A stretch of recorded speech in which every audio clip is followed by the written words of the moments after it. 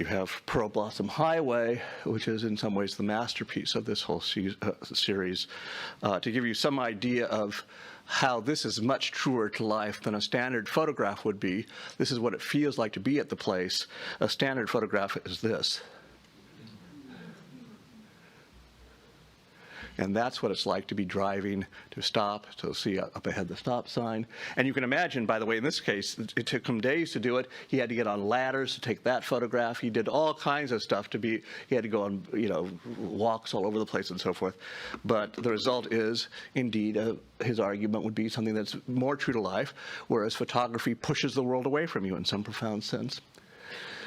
Now, the interesting thing about this, I mentioned that one of the passions that's happening in this period, in this kind of pivot period of the early 80s, is this notion that he's beginning to have that wider vantages are needed. We have to get out of the straitjacket of one-point perspective. And by that he means not only in painting, but, television, billboards, everything in our society is one-point perspective, and in fact it doesn't allow us wider vantages. He's driving back and forth to York, and he proceeds to do a series of very important paintings. This is the road through Sledmere on his way to York. This, in fact, is about a 2-minute section of the drive through Sledmere, but if you had a video, there are videos that you could see of the drive. This is the famous David Hockney Road, the road to York, and that's the this is it. This is what he painted, this view.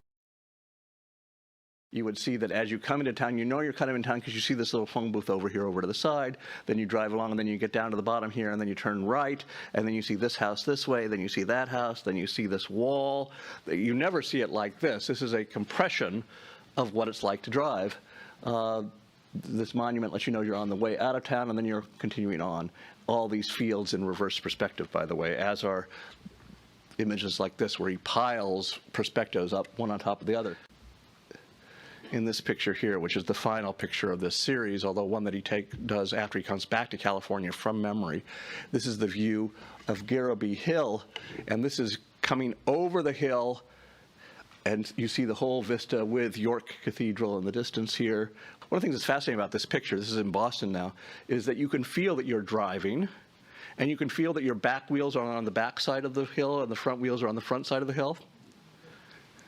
You are swooshing into this new, what seemed like an open horizon.